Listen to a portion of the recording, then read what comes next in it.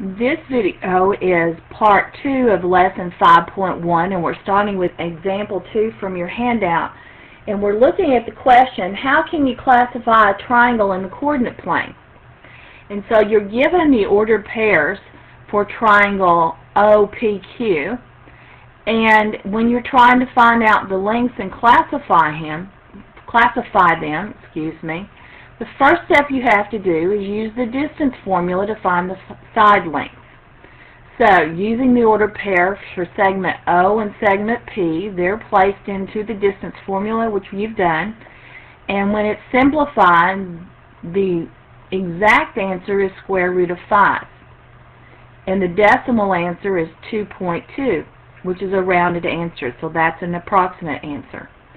And we've been talking about how to simplify radicals into their lowest terms so we can be precise according to Mathematical Practice 6. And square root of 5 is in its most precise form. Then if you look here, segment OQ, using those ordered pairs, they've done the distance formula here and found out that the length of segment OQ is the square root of 45.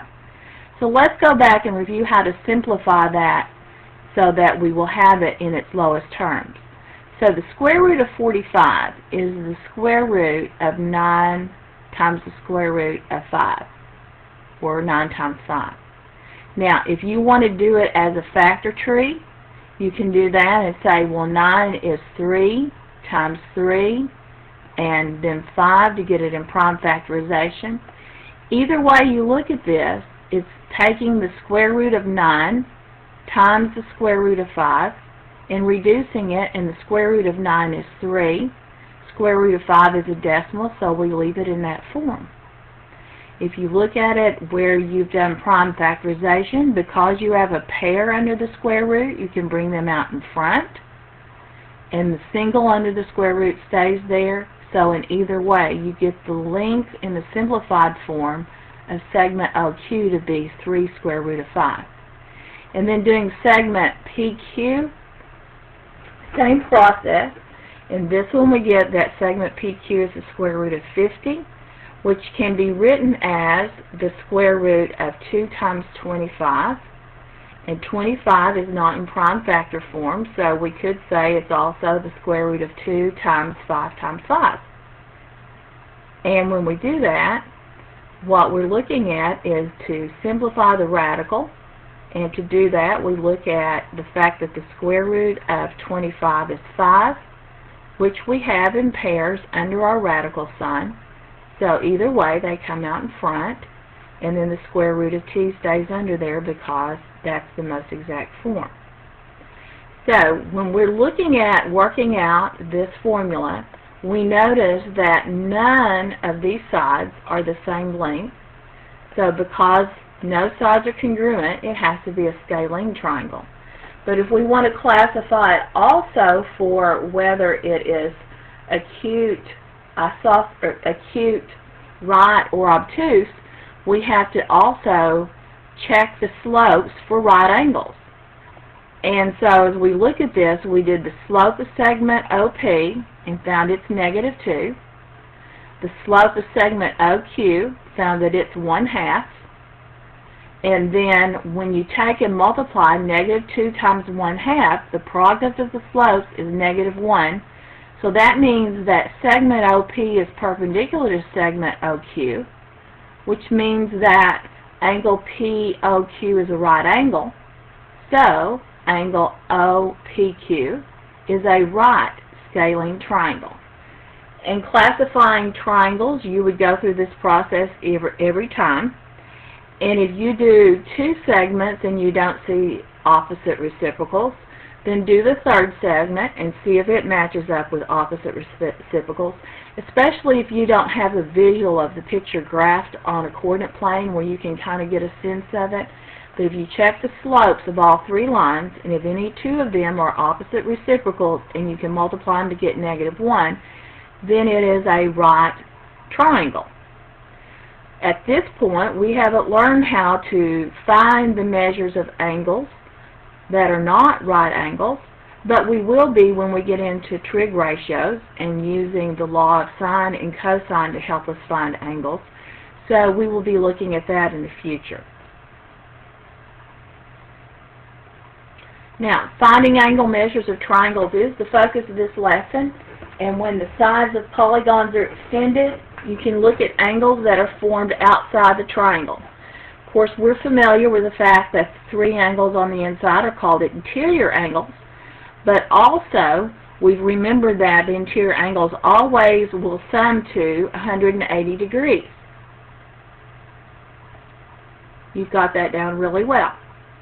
Then we want to look at also, in this same picture, when you extend the lines, there is a set of exterior angles, and you pick one angle at each intersection of the vertex of the triangle, and on the outside we've got one set of exterior angles. And what happens is, if you take those exterior angles and you start moving the coordinates in to make the triangle smaller and smaller and smaller, what happens is eventually those 3 points end up coinciding on top of each other to a single point. So these 3 angles here end up being the 3 angles in a circle. So that's where we get the idea that the exterior angles of any triangle always sum to 360 degrees. And we'll also see that's true no matter if it's a quadrilateral, a pentagon, or any other polygon. So having looked at that, I want you to also realize that exterior angles can come in 2 sets. We've got the one set here, but I also want to show you that there was another set that would be vertical to each of these, and that would be a second set. So the main thing you need to do is to realize that you choose a set based on one angle on the exterior of the triangle to make a set. Now, as we talk about, you know very well this theorem, that the sum of the interior angles of a triangle is 180 degrees. In this lesson, they're going to show a proof of that in a way that they're using an auxiliary line. And so they're going to take and show you this by adding a line through point B. And we had earlier that we studied that a point has only one line that passes through it that is parallel to another line. So if you have a point not on the line and a line passing through it, there's only one line that will pass through that point that would be parallel to this side. And in this example that they're using from the book, to prove the triangle sum theorem, they're using the auxiliary line in the proof. So here's our triangle sum theorem proof. Excuse me, that comes from the book. Let's go through and talk about it. It says we're given triangle ABC, which contains angles 1, angle 2, and angle 3. And we need to prove that angle 1, angle 2, and angle 3 do sum up to 180 degrees. So the plan is that they're drawn in the auxiliary line. It's going through point B, and they added a point to it, point D, so we could call it line BD. And we're going to assume that it is parallel to segment AC. And we know from that that when you have angles on a line, angle 4 plus angle 2 plus angle 5 are going to sum to equal 180 degrees. And so by substitution, we're going to show that the interior angles of this triangle are summing to 180 degrees. So as we go through and plan or prove and write our statements, this is going back to something that we haven't had for a while, so let's walk through this example together. First of all, our plan in action is to draw segment BD, and we can say that line BD is parallel to line AC. What's the reason that we can say that? We can say that because of what we've learned called the parallel postulate.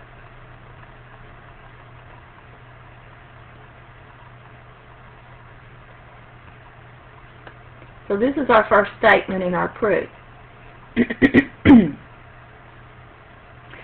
Secondly, we want to notice that the measure of angle 4 plus the measure of angle 2 plus the measure of angle 5 sum up to equal 180 degrees. And what's the reason that we can say that? It's the angles on a line theorem that we did back from Engage, New York. Angles on a line, and what we did was we wrote an angle addition postulate for this based on these 3 angles. So this is our reasons for the statement that we made on the other side.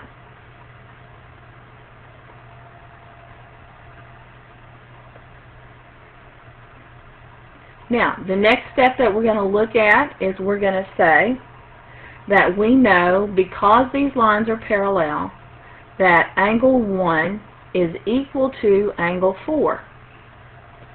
If you look at what we're talking about here, this angle right here is equal to this angle right here, because side AB is a transversal between parallel lines.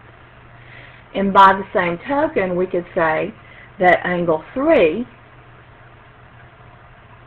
is congruent to angle 5. And I should put the congruence marks on here instead of the equal marks. And the reason that we can say these is called the alternate interior angle theorem that we learned earlier.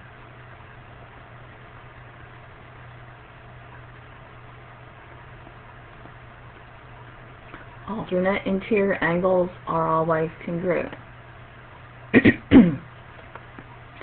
Because of that, we can make another assumption. When 2 angles are congruent, that means that the measure of those angles are equal. So the measure of angle 1 is equal to the measure of angle 4, and the measure of angle 3 is equal to the measure of angle 5. And the reason we can say that is that's the definition of congruent angles.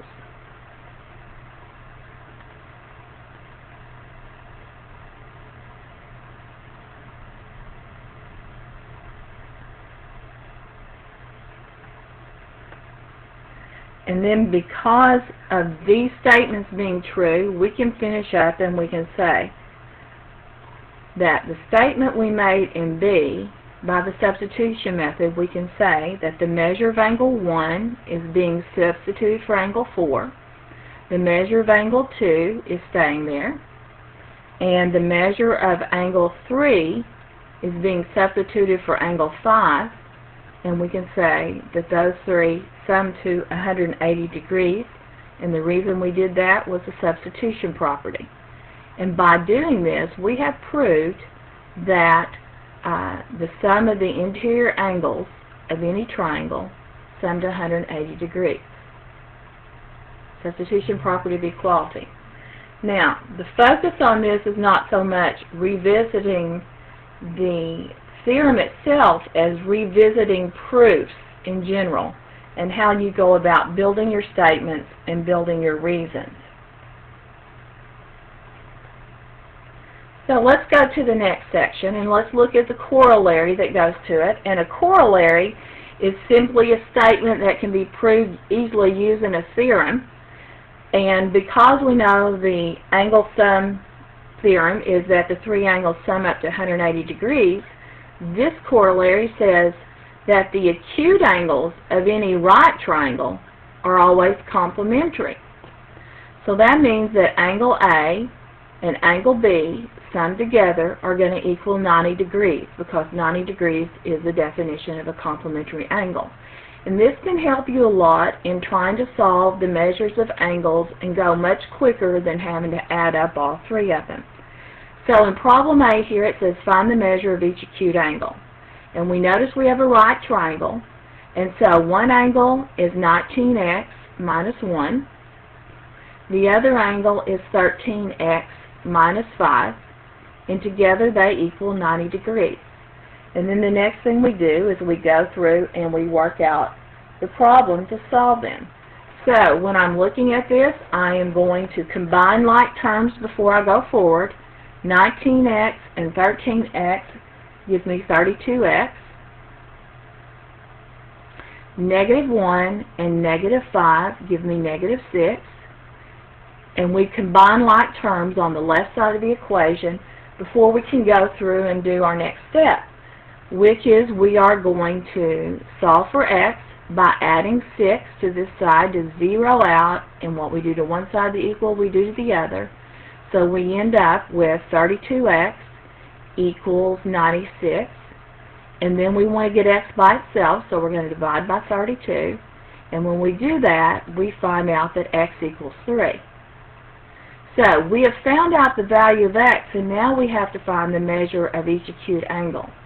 So 19 times 3 minus 1 is going to give us the measure of the angle on the top. 19 times 3 is 57. 57 minus 1 makes this top angle 56 degrees. And then we're going to do the one on the bottom, which is 13x minus 5. And we're going to plug in our, substitute in our 30 for x. 3 times 13 is 39. 39 minus 5 is 34 degrees. And so we know the lower angle is 34 degrees. And just as a check, we want to be sure, does 56 and 34 sum to 90? 6 and 4 is 10. 90, it checks, so we know we have the correct value of x, and we have the measure of each of the two angles. So now I'm going to work out problem B, and I want you to work it out on your own paper at the same time and see how you can do.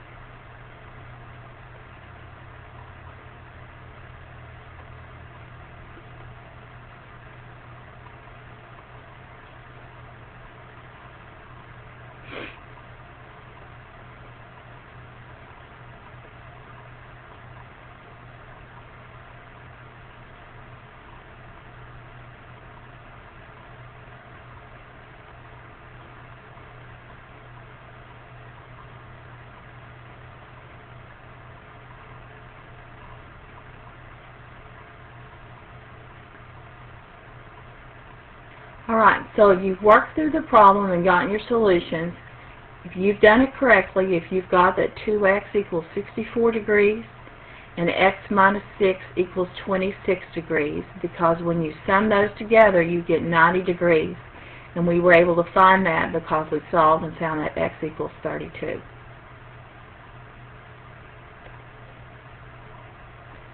Let's go to the next section now.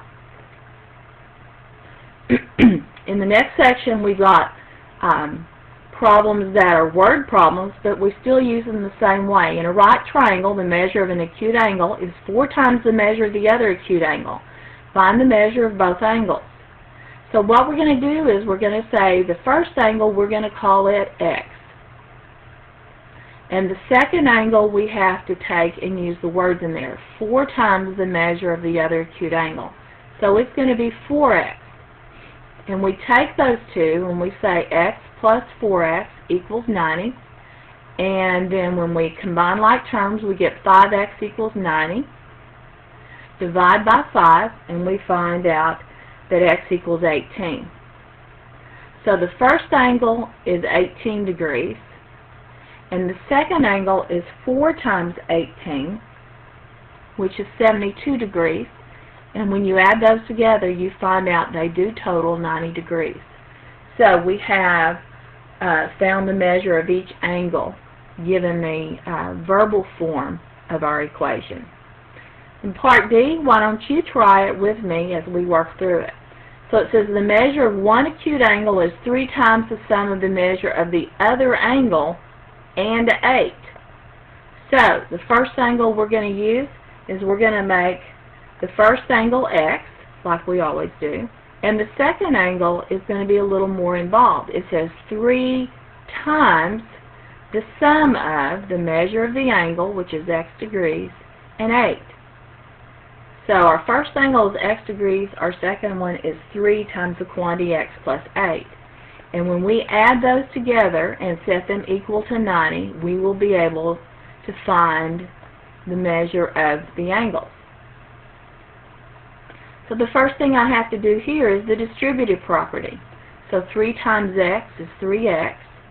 3 times 8 is 24. I'm going to bring down the x that we haven't used yet and set it all equal to 90. Now I need to combine like terms. So x and 3x gives me 4x. Bring down the 24 equals 90. And now we can start solving the equation for x. So when I'm doing that, the first thing I'm going to do is I'm going to get the 24 to the other side. I'm going to zero it out, so I'm going to subtract 24, and what I do to one side of the equal I have to do to the other. So 4x equals, excuse me, 66, and then when I divide by 4, I find that x equals 16.5. So let's check our work and let's see. If our x is 16.5, let's see what the value of our second angle is. So I'm going to have 16.5, I'm going to substitute in for x and add the 8 to it. So 16.5 plus 8 gives me 24.5. And I've got to bring down this factor of 3 to multiply by that. 3 times 24.5 is 73.5. And so when I take and check the two by saying 16.5 plus 73.5, the total together I get is 90 degrees. So I have the correct value for x and the measure of both angles. I'm going to stop here for now and start another